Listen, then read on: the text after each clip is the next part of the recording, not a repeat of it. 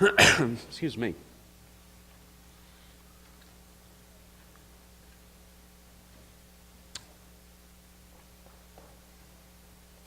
I've got to tell this story, and it's kind of a downer for men. We preachers, we've told those stories that's been a downer on women. Jeannie pops up and asks what the guy wants, and he says, I want to build, a highway to Hawaii to drive, and he says, I can't do that. What else do you want? I want to understand the mind of a woman, and he says, well, how many lanes you want that road? We've heard that one before, haven't we? How many have not heard that one before? Really? Okay. Forget that I said that, okay? But there was a lady getting up in the morning. She looks in the mirror.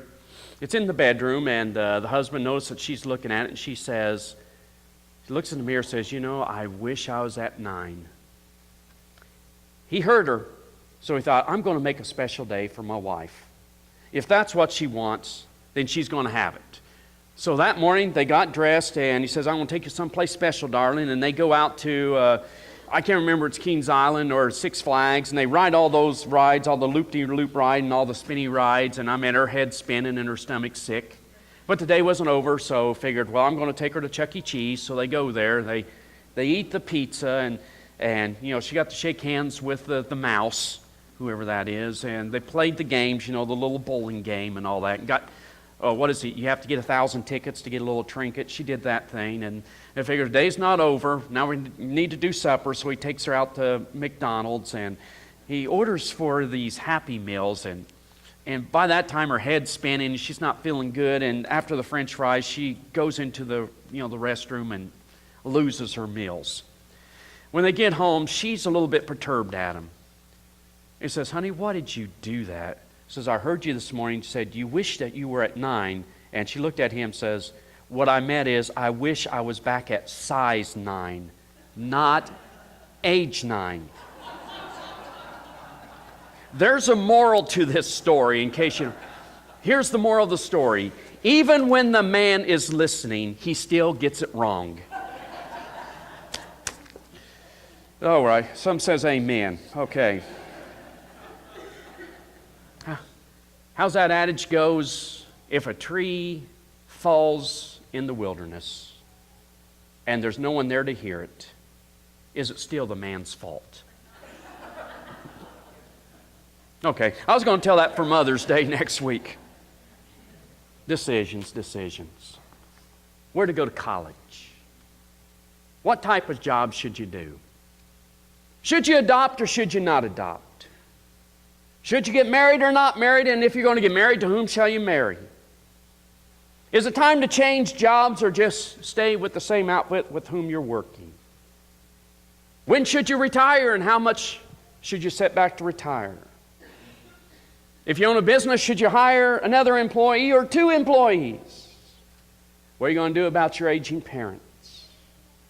Should you have that surgery, their suggestion, or should you just let it go? What kind of activity should your family belong to? How many kids should you have? Should you buy a house? Where should you buy a house? Or should you rent? What school should your children attend? What about a dating relationship? Should you get involved? Should you take out a loan? Should you not take out a loan? Should you remain friends with a bad influence, or should you let them go? Should you forgive the offender, or should you break off the relationship? Should you pursue legal action, or should you let it go? What roles will you take on when the kids leave home? Should you pursue the dream, or should you just be practical? Should you blow the whistle at work, or should you just stay quiet? Decisions. We've all had those decisions before, have we not? Or maybe some of us are going through it right now, but what do you do? How do you decide? We come where it says history, a kingdom torn into 2, because I think that has to do everything with decisions. How decisions were made, how decisions are to be made. It centers around the life of one of the sons of Solomon, And I don't know how many kids he had. My goodness, when we looked at Solomon last week, he had, 700 wives, remember? And 300 concubines. And I don't know how many kids this guy actually had. I still joke, I wonder if there were 699 guys thought, I got snookered, I don't get any wives, and here's this guy gets 700. But one of his kids, who was to come to the throne, his name was Rehoboam. And he had a very important decision to make. I think that's very important, that God cares about our decisions. That we serve a God who's not just clear out there. And we wonder if we're getting His attention, but He pays attention to our decisions, good or bad. That when we make poor decisions, sometimes being His sons or daughters, He does allow some kind of discipline to happen sometime, somewhere, because He loves us too much to let us go. And when we repent, He responds also. And when we have decisions of which to make, He said He's there to help. But I'm going to go to the story. It's found over in 1 Kings chapter 12, verses 1 through 19. And it describes this young man, Rehoboam, who comes to the throne of Judah and Israel after his father has passed on. And I want to look at this story because his actions give us pause. His attitude gives us pause. His actions give us pause. And they're all reflected in a key decision which he has to make at the beginning of his reign. I told you it's a story really about decision making. It's about past decisions which influence the present. And it's about present decisions that's going to influence the events that are about to come. I say this because decisions come to us all. We've all made some past decisions that's affected our present life. And we're probably going to make some decisions that's going to influence our future. And believe it or not, some of our decisions we make affect other people. Here we're going to see a decision that he's going to make that affects not just him, not just his family, but the whole nation of Israel. Well, let's look at the story. First, I want us to look at what I would say is the decision facing Rehoboam.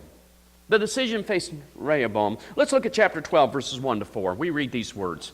It says, Rehoboam went to Shechem, for all the Israelites had gone there to make him king. Verse 2.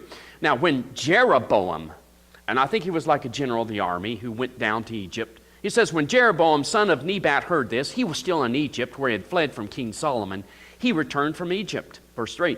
So they sent for Jeroboam, and he and the whole assembly of Israel went to Rehoboam, and they said to him this, your father put a heavy yoke on us, but now lighten the harsh labor and the heavy yoke he put upon us, and we will serve you. Now, King Rehoboam pretty much started out the same way his father did. He was asked for a decision. You remember Solomon, early on in his reign, was asked a decision from God. In fact, this is what God said over in 1 Kings chapter 3, verse 5. He says, here it is, chapter 3, verse 5. Do I have that?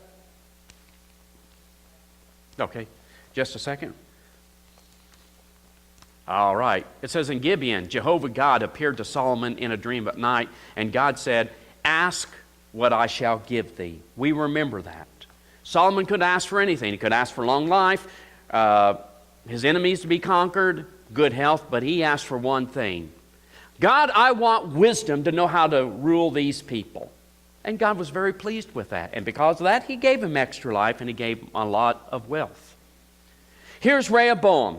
The whole assembly, the elders of the people and some of the crowd come to Rehoboam and they ask, Rehoboam, what kind of king are you going to be? Are you going to be like your father? Now, his father was wise, but also his father had high taxes on top of the tithe and the ceremonial tithe and the 10% every 3 years that went to the poor people. He had these great, elaborate building programs. Maybe they got a lot of bang for their tax buck, but the people were thinking, your dad was just too harsh and it's too expensive.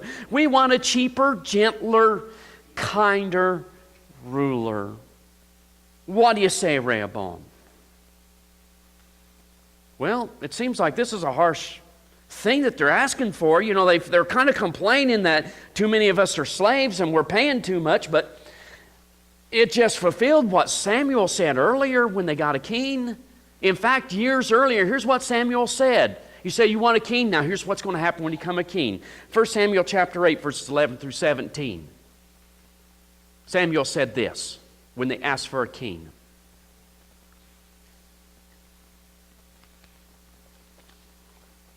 He said, now this is what the king who will reign over you will do.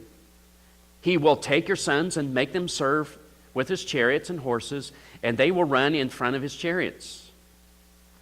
Some he will assign to be commanders of thousands and commanders of fifties, and others to plow his ground and reap his harvest, and still others to make weapons of war and equipment for his chariots. He will take your daughters to be perfumers and cooks and bakers.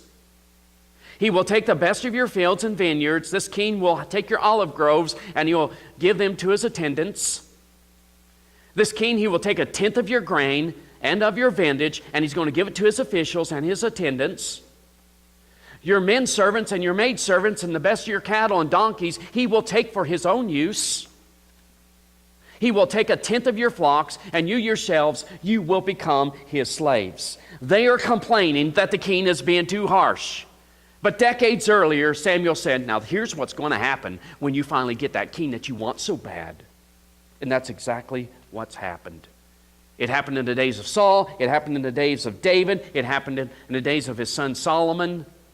And they're wondering, are you going to be the same way? But get it, King Rehoboam has a decision to make. Will he be exactly like his father and carry on his expensive legacy, or would he please lighten the load and listen to the request? How is he going to reign? Rehoboam has a decision to make. In fact, this is going to be a reign-defying decision that's going to affect the whole country and the rest of his years as king.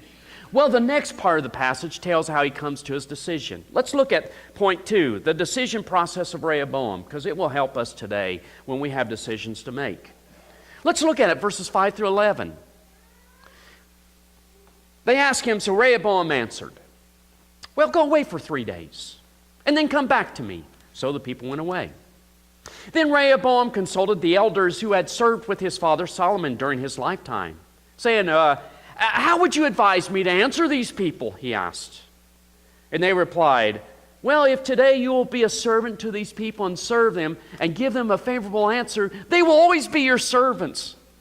But Rehoboam rejected the advice the elders gave him. And then he consulted the young men who had grown up with him and were serving him. He asked them, what's your advice? How should we answer these people who say to me, lighten the yoke your father put upon us? Verse 10. The young man who had grown up with him replied, you tell these people who have said to you, your father put a heavy yoke upon us, but make our yoke lighter. You tell them this, my little finger is thicker than my father's waist. My father laid on you a heavy yoke, and I will make it even heavier. My father scourged you with whips, and I will scourge you with scorpions. For some reason, this doesn't seem like it's going to sell, does it? But he shares the process of what he did. First, he took time to make a decision. Appreciate that. Verse 5 says, Rehoboam answered, go away for 3 days and then come back to me. Not a bad idea. Taking time to think through your decision. That way he wouldn't make any sudden knee-jerk reactions that he would regret later on. How many times have we been forced to make a decision real quick? And maybe there's a lot of duress with it. Maybe we felt pressured. Maybe there's something emotional with it. And we made an uninformed decision and we later regretted that. Has that ever happened? Sometimes you don't have that luxury. But Rehoboam wanted to think, I don't want to be rushed into a very important decision. He couldn't afford to be wrong. What should he do? Now understand, he is not the president of Israel. He is the king. He needs to look confident. He needs to look decisive.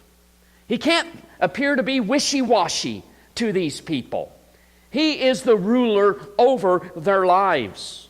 Besides, he's the professional. If anyone should know about it, he should be the person who knows about it. And any wrong decisions he makes is going to affect the whole country. In an article from 2010 in the Scientific American magazine, Maastricht University School of Business and Economics reported on a small study they have with the participants in the study, which says, how did you do when you took time to reflect on a decision?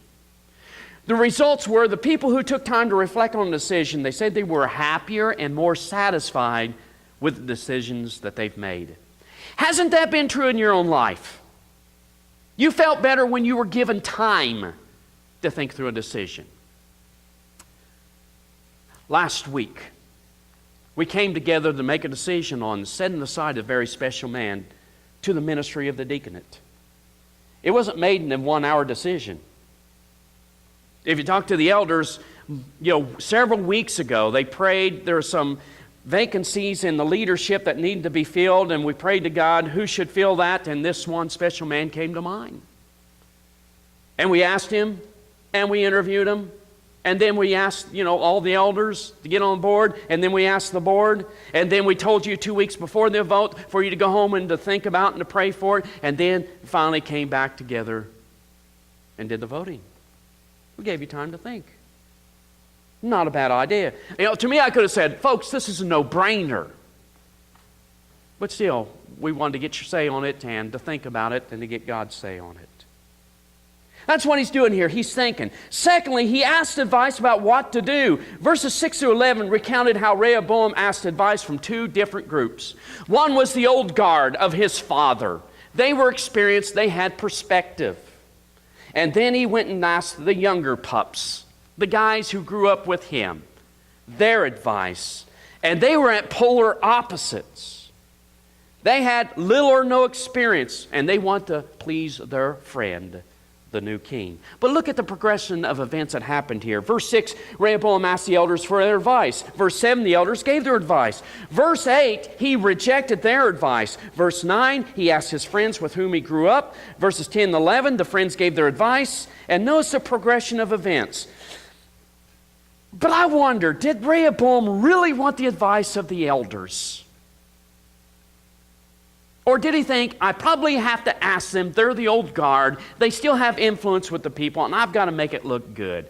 And he went in thinking, I'm not going to do what they want, but I'm going to make it look good by asking for their advice anyway.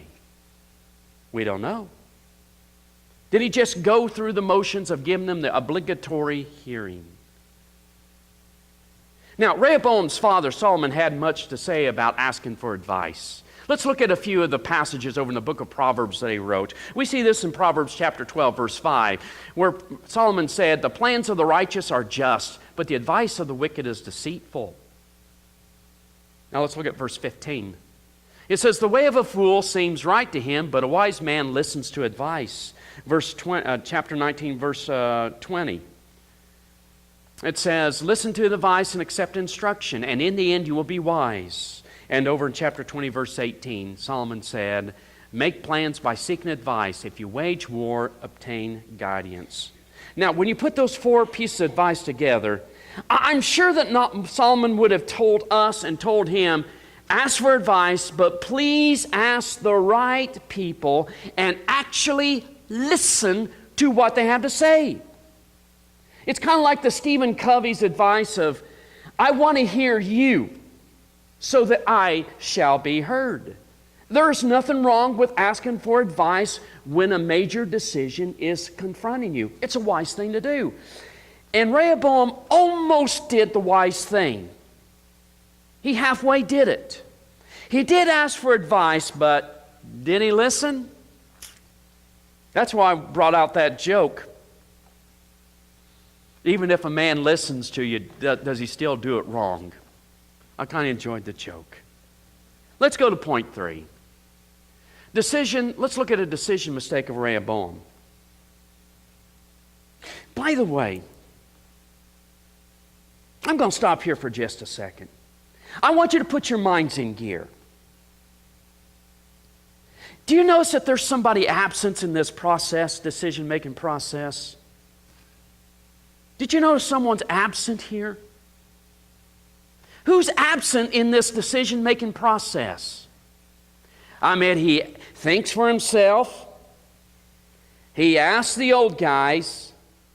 He asked his young guys, yes men, but there's someone who doesn't get asked.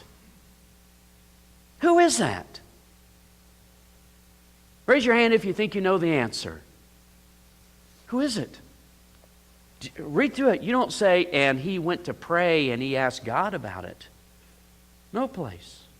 He doesn't ask God for a sign. He doesn't ask God nothing in the whole thing. But I look in the Scriptures, there's a lot of decisions that are made and God is not involved with the process, and they all end the same way. Disaster. Let me give you a few in-case points. Sarai and Abram. They're told by God they're going to have a son. Years come, years go, and still no son. And they figured, well, I think we're going to have to do something here. So Abraham talks with Sarah. Sarah talks with Abraham. Abraham talks to Sarah's handmaid, Hagar. And they decide through them that she's going to conceive a son from him, and they're going to raise it to be their own. Who's not asked? God. What happens? Ishmael and Isaac. And just look what we have in the Middle East today. The descendants of one are fighting the descendants of the other. Wow. Back it up, look at Samson. He doesn't ask God his opinion about anything. And he puts his trust into a woman who betrays him. He loses eyesight. He loses judgeship. King Saul, he didn't ask God about making a sacrifice. And the kingdom was torn away from him because he did that. Later on, God told him, defeat, destroy all the Amalekites. All of them, 100%.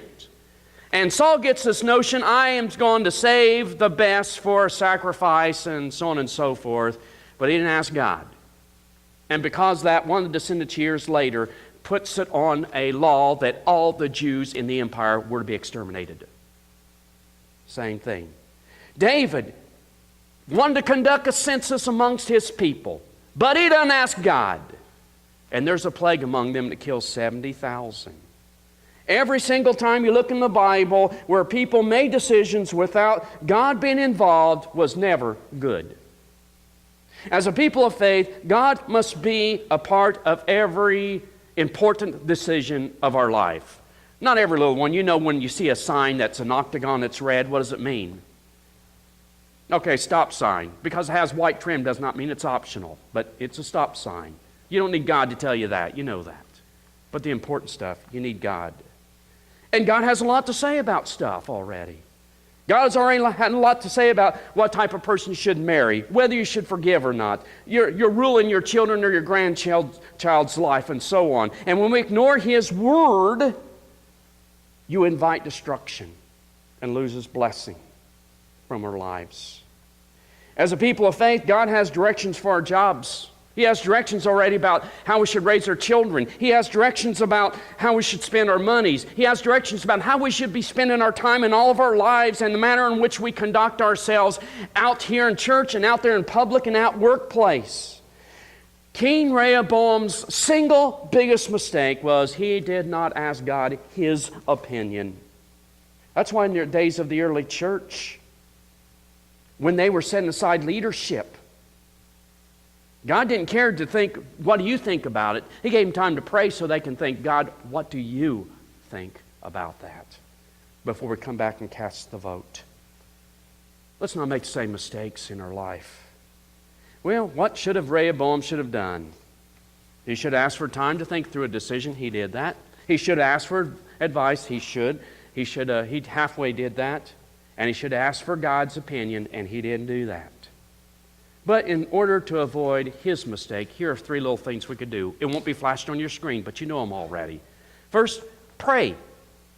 Pray that God will give you a wisdom to go the right direction. That was the scriptures I read to you from the book of James. God promised that He would give you wisdom if we but ask it of Him. Have Him give you a spirit of easiness when you make the right decision, and even ask that, God, if it's not the right decision, make me uneasy. Secondly, search the Bible. Maybe the Bible already says something about that already. He's not going to go contrary to His Word. Thirdly, pray for circumstances to lead God's choice for you. There is nothing wrong with saying to God, God, please whittle down my options. for this. Well, let's go to point number 4, because we need to look at the decision results of Rehoboam. This is very important. Here's what happened in verses 12 to 9. It says, 3 days later, Jeroboam and all the people returned to Rehoboam, as the king had said, "Come back to me in 3 days." Verse 13. The king answered the people harshly, rejecting the advice given to him by the elders. He followed the advice of these young men and said, "My father made your yoke heavy. I will make it heavier. My father scourged you with whips, and I will scourge you with scorpions." Now, what do you think the people are going to say? They're going to bow down and say, "Oh, mighty king, you're so right." No. So the people did not listen to the king did not listen to the people. For this turn of events was from the Lord to fulfill the word that the Lord had spoken to Jeroboam, the son of Nebat, through Ahijah the Shilonite, that guy. When all Israel saw that the king refused to listen to them, they answered the king, "What share do we have in David then? What part in Jesse's son? To your tents, O Israel, look after your own house, O David." So the Israelites went home. But as the Israelites who were living in the towns of Judah, Rehoboam still ruled over them. King Rehoboam sent out Adoniram, who was in charge of forced labor, but all Israel stoned him to death. King Rehoboam, however, managed to get into his chariot and escape to Jerusalem. So Israel had been in rebellion against the house of David to this day. You get it? The kingdom was ripped into two. Now, I know there's a lot of theological discussions about whose fault was this. Some would say it's all the sovereignty of God. God prophesied this to his son Solomon for his bad behavior when we see this over in 1 Kings chapter 11, verses 9 through 13.